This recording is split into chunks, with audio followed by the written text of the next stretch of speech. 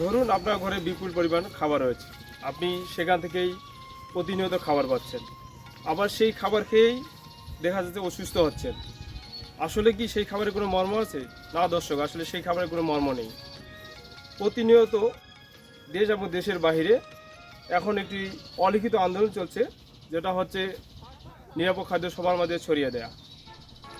আমরা কিছু বছর আগেই দেখেছি যে খাদ্য স্বয়ংসম্পূর্ণতা অর্জনের জন্য কৃষকরা মাথার ঘাম পায়ে ফেলে প্রচুর পরিমাণ কষ্ট করেছেন, পরিশ্রম করেছেন, তার বিনিময়ে আজ আমরা সফলতা খাদ্য স্বয়ংসম্পূর্ণতা অর্জন করেছি।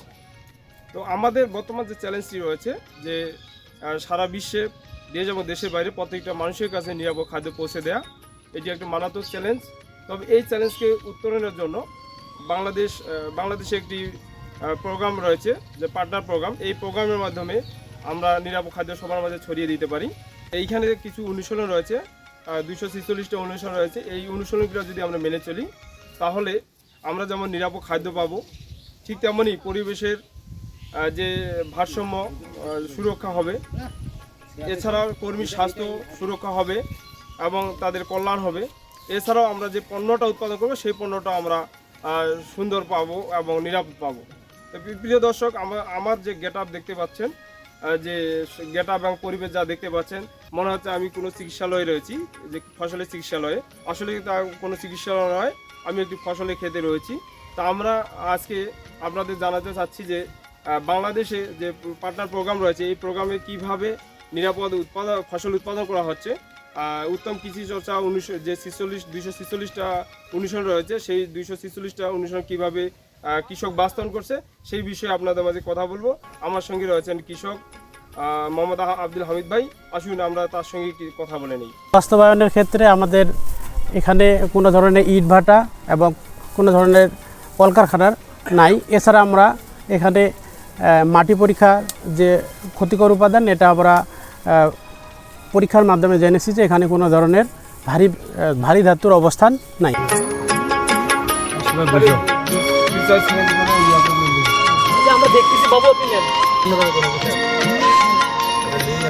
আমার নাম, আমি ওই গ্যাপের থেকে ট্রেনিং পেয়েছি। গ্যাপ প্রদর্শনী ট্রেনিং পেয়ে মনে করেন যে কল্লা আবাদ করছি। এখানে কল্লা আবাদ করে কল্লা বাজারে মনে করেন যে অন্য কল্লা যদি বাজারে থাকে বেশি, তার থেকে বেশি পাচ্ছি আমি বাজারে। আর উপজেলা কৃষি কর্মকর্তারা আমাকে দিছে,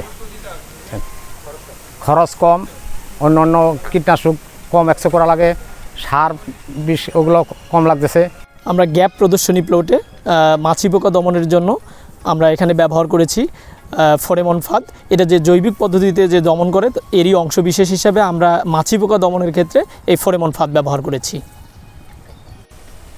গ্যাপ প্রদর্শনী প্লটে আমরা জৈবিক পদ্ধতিতে পোকা দমনের জন্য একটা পদ্ধতি ব্যবহার করছি, এটা হচ্ছে হলুদ স্টিকি ফাঁদ।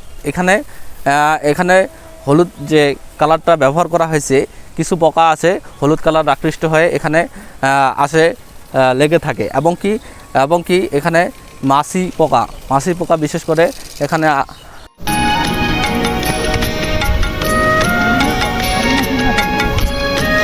Gap is standard, gap is documentation, এরই ধারাবাহিকতায় এখানে আমাদের গড়িয়া ইউনিয়নে চণ্ডীপুর ব্লকে আব্দুল হামিদ ভাইয়ের বাড়িতে, তার বাড়ির পাশে একটি ক্ষেতে আমাদের করলা ফসলের একটি প্রদর্শনী বাস্তবায়ন হতে চলেছে।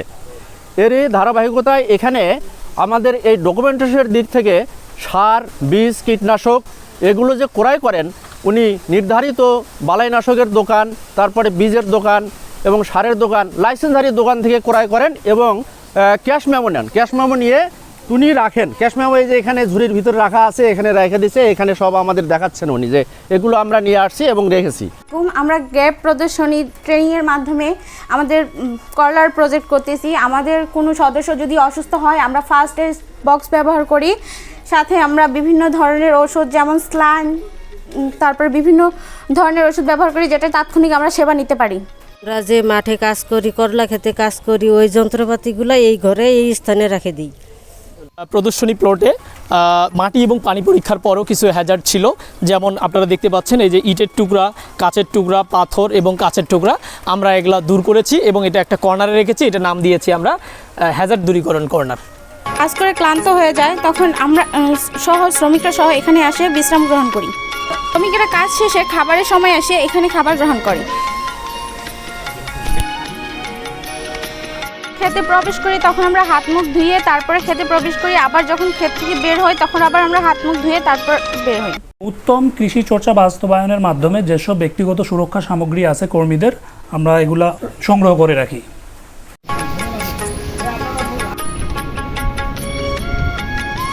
এগুলো হচ্ছে আমাদের উত্তম কৃষি চর্চার মাধ্যমে গ্যাপ ফসল। আমরা ফসল মাঠ থেকে সংগ্রহ করেছি। আমরা ফলগুলো কাটার পরে ছোট বড় আলাদা করে নিছি এবং যেগুলো খারাপ পচা সেগুলো আলাদা করে নিছি।